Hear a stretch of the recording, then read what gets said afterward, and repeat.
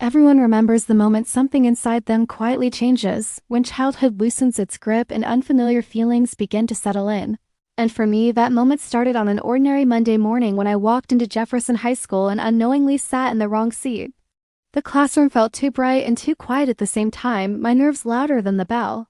And I chose the desk by the window because sunlight made things feel less scary, twisting my pen between my fingers as I waited for class to begin. I didn't notice him at first, not until I felt someone pause behind me, the air shifting slightly, and when I looked up, I saw a boy standing in the doorway, backpack slung over one shoulder, hesitation written clearly on his face. "Is this seat taken?" he asked, his voice calm but unsure, and my heart jumped because I hated drawing attention, hated making mistakes, especially on my first day.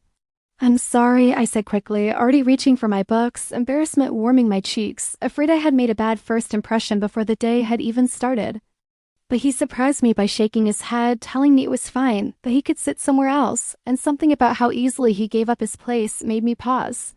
I thanked him softly, relief washing over me, watching him walk to the back of the room while a strange feeling settled in my chest, one I didn't yet understand.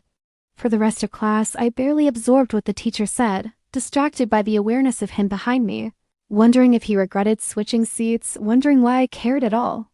By lunchtime, I chose a quiet corner table, carefully unwrapping my food, trying not to feel invisible in a room full of noise and laughter that didn't yet include me.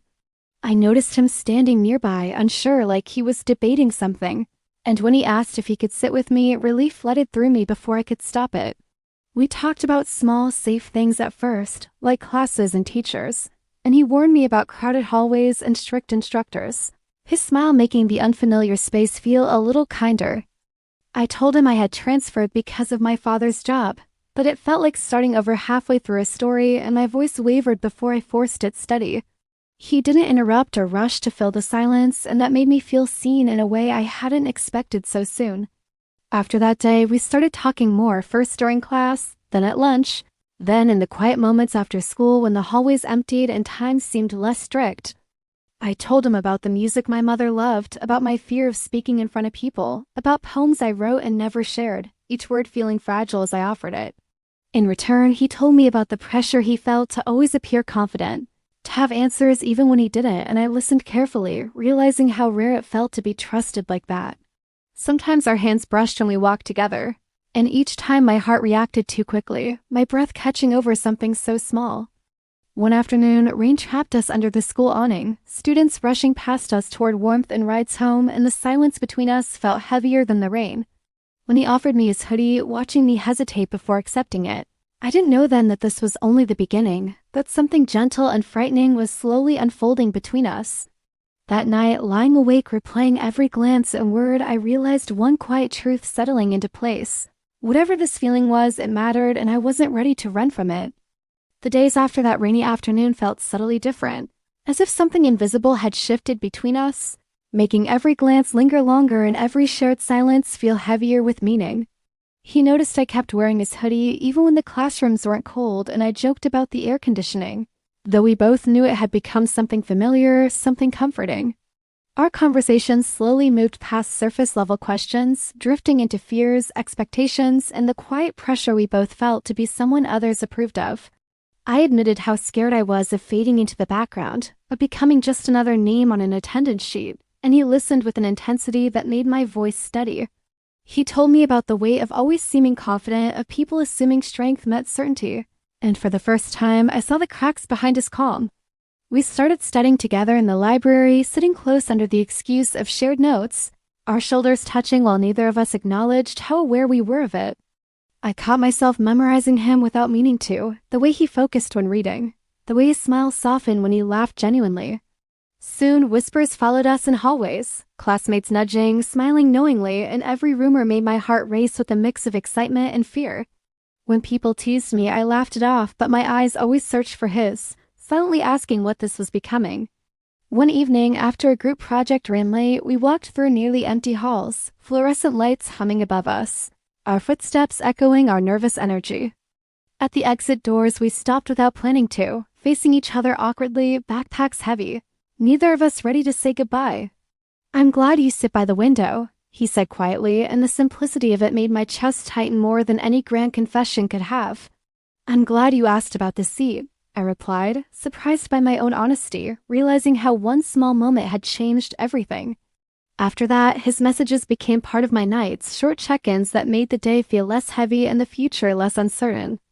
We talked about everything except the thing hovering between us, avoiding the question neither of us was brave enough to ask. There were moments I almost reached for his hand. Moments when he leaned closer, moments when our eyes met and held too long. The night before the winter school festival, I called him, my voice shaking slightly as I asked if he would walk around with me there. He agreed instantly, and after the call ended, I stared at my ceiling, heart pounding, wondering if I was misreading everything. The festival arrived glowing with lights and music, and when I saw him waiting for me, searching the crowd until his eyes found mine, my breath caught. As we walked together beneath the lights, laughing at nothing, sharing snacks in silence, I knew something was building, something that wouldn't stay unspoken much longer. We drifted toward the quieter edge of the school grounds as the festival noise softened behind us, the lights blurring into a gentle glow that made everything feel less real and more important at the same time. I wrapped my scarf tighter even though I wasn't cold, my hands trembling slightly, and I wondered if he could feel the same nervous energy humming through the space between us. I don't really like crowds, I said softly, filling the silence with a truth that felt safer than the one pressing against my chest. He nodded, his attention fully on me, and in his eyes I saw the same hesitation I felt, the same fear of naming what had been growing for weeks. We stood there without moving closer, yet the distance felt impossibly small, charged with every unsent message and every moment we had pretended not to notice. I wanted to tell him how he had changed my days, how his presence made school feel less lonely, but the words felt fragile, as if speaking them might shatter the moment. When I finally looked up, he was already watching me, not rushed, not distracted, just there, and that steadiness gave me courage. Do you ever feel like some moments are fragile? I asked quietly, my voice barely steady, hoping he understood I wasn't talking about the night. All the time, he replied, and the honesty in his voice loosened something tight inside me. The silence stretched again, heavier now, until it felt impossible to ignore, and I took a small step closer, my heart pounding so loudly I was sure he could hear it. I don't want to pretend anymore, I whispered, the words leaving me before fear could pull them back. He swallowed hard, his hands still at his sides, and when he said he didn't want to pretend either, it felt like a door opening.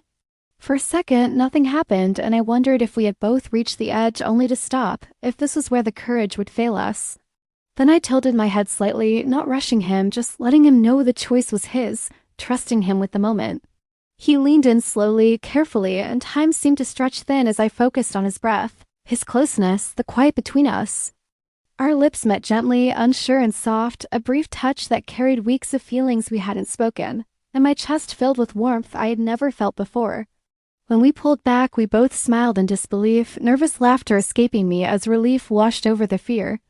Okay, I said, grounding myself, and he nodded, smiling the same way, like we had both crossed something important. We didn't kiss again, we just stood there close, letting the calm settle, knowing that something had changed without needing to rush it. As we walked back toward the lights, our fingers brushed, and this time I didn't pull away, letting my hand find his naturally. That night didn't turn life perfect, but it changed how I saw myself and him, turning fear into possibility. Even now, when I think of high school, it isn't the noise I remember, but that quiet moment when honesty won and everything began.